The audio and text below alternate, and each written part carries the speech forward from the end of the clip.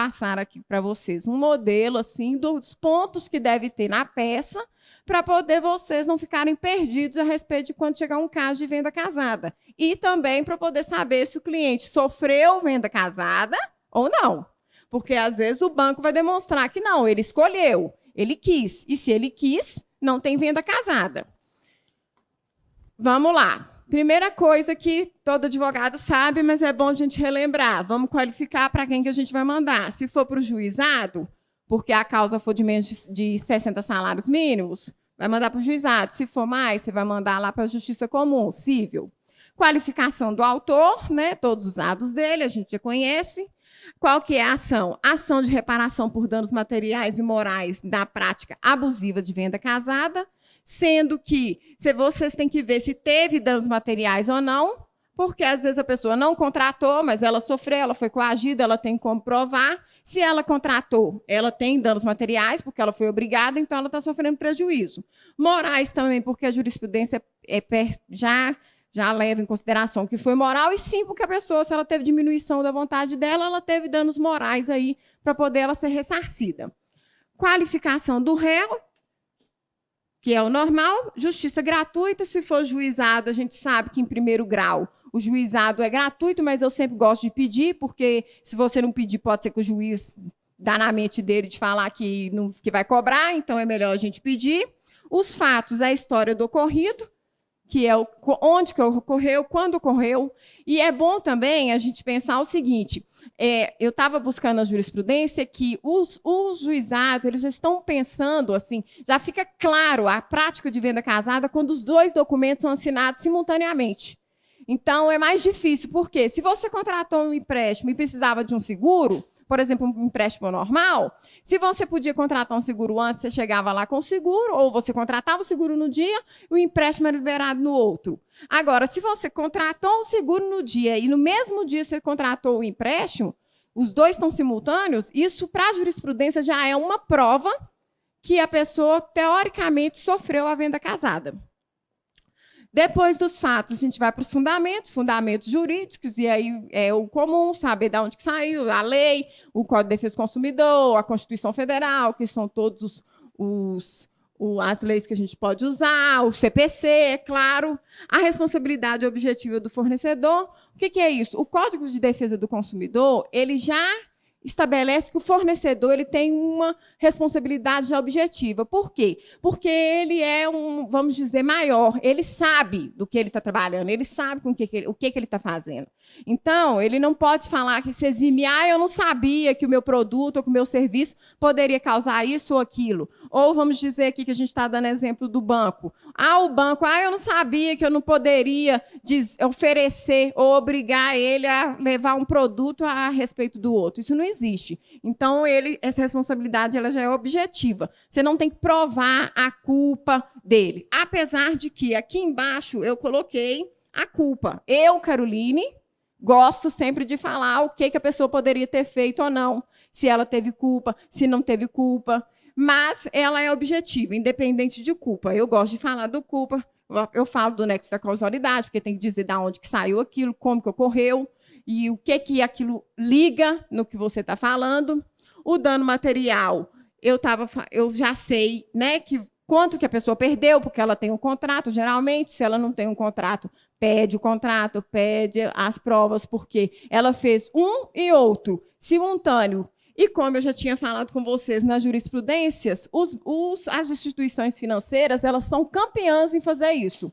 E campeãs em fazer automaticamente, porque elas não podem perder. O pessoal que trabalha com eles tem metas, vamos dizer assim, e toda vez que eles vendem esses subprodutos, eles ganham a mais. Então, eles geralmente saem desse jeito, e isso também está escrito na jurisprudência.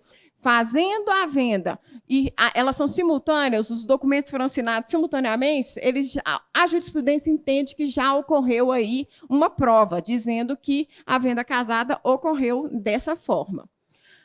O dano moral, a gente tem que dizer, porque tem casos que o dano moral ele já é, vamos dizer, considerado, os juízes já sabem, né, porque, mas esse caso de venda casada, você ainda tem que explicar o dano moral, o que a pessoa sofreu, principalmente se ela tem dano material. Então, dizer, ele não é só material, a pessoa também sofreu, ela foi enganada, ou então ela foi coagida, e coação ali no sentido, não precisa ser só, você tem que comprar, mas eu acredito, Caroline, que no fato de você estar ali com pedido de um empréstimo, uma abertura de uma conta, ou qualquer serviço que você for, você já está ali com uma necessidade. E quando a pessoa ela pega a sua necessidade e ela condiciona a outra, ela já está cometendo contra você danos morais, porque ela está diminuindo você. E, dessa forma, você tem direito a pedir danos morais. O quanto indenizatório? Você tem que dizer o quanto que você quer, da onde que você tirou aquele valor, por que tem aquilo. Então, tem que escrever lá na peça o quanto indenizatório. A incidência de juros e correção monetária. A gente, como advogado, sabemos que tudo que se a gente não pedir, a gente não ganha. Então, a gente tem que pedir a incidência de juros. Eu sempre peço desde quando o fato ocorreu. E tem juiz que dá desde quando o fato ocorreu, tem juiz que dá desde quando a sentença sai. Mas, se a gente não pedir, o juiz não vai dar. Então, a gente tem que fazer esse pedido. A inversão do ônus da prova, que é muito importante para mim, que o Código de Defesa do Consumidor, no artigo 6, no inciso 8º, ele diz que o consumidor ele tem direito à inversão do ônus da prova. E o que é isso? Qual que é a diferença da inversão do ônus da prova? A gente sabe que, no normal, na vida cotidiana, o autor é que tem que provar o que ele está alegando. Mas o próprio Código de Defesa do Consumidor, o legislador, ele já entendeu que o consumidor ele é parte frágil. Como é que ele vai provar que ele não sabia, que ele não podia, alguns fatos, sendo que ele é diminuído? Como que ele vai provar que ele não queria aquele empréstimo, que ele foi obrigado? Uma das provas que a própria jurisprudência já entendeu é fazer simultâneo, mas, com isso, o juiz faz o seguinte, ele pode pedir, você pede a inversão do ônus da prova para quê? Porque, às vezes, o consumidor ele não tem os documentos, mas aí, com a inversão do ônus da prova, o réu tem que apresentar os documentos. E, com essa apresentação de documentos, mostrando esse fato, já demonstra claramente que houve a venda casada, e, com isso, o consumidor ele fica com as provas dele, já por outra pessoa, traga garantida. Os pedidos é o tradicional, tudo que você falou aqui, você tem que pedir aqui, no final da sua peça, e juntar jurisprudências. Eu coloquei jurisprudência aqui só no dano material, mas em todos os casos que você tem, você deve juntar as jurisprudências. Não muita jurisprudência, porque o juiz não gosta de petição cheia de jurisprudência, mesmo porque tem algumas que estão cansados já de saber sobre aquele assunto, mas é bom a gente também sempre dizer da onde que a gente está tirando e, principalmente, usar a jurisprudência da onde que a gente está entrando com a ação. Se a gente está em Minas Gerais, vamos usar a jurisprudência de Minas Gerais. Se Minas Gerais não tem nada sobre isso, que seria difícil, mas pode ser, você vai procurar em outros lugares. Belo Horizonte, Minas Gerais, da onde que está saindo essas decisões? Principalmente da onde que você está entrando. Se você entrou no juizado, usa a jurisprudência do juizado, usa do tribunal, usa de Minas Gerais, e tudo isso você, no final, coloca aqui nos pedidos e entra com a sua ação.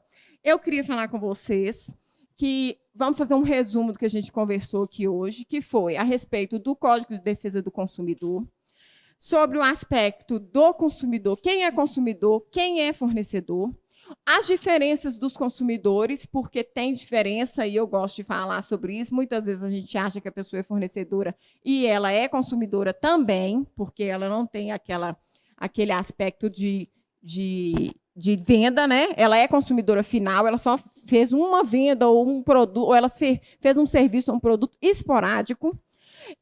Falamos também sobre os meios de aonde que a gente pode fazer as denúncias.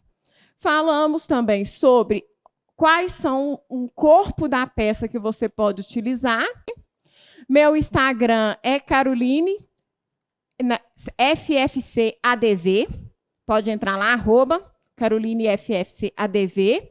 E eu espero poder ter ajudado vocês com essa minha explicação. Obrigada.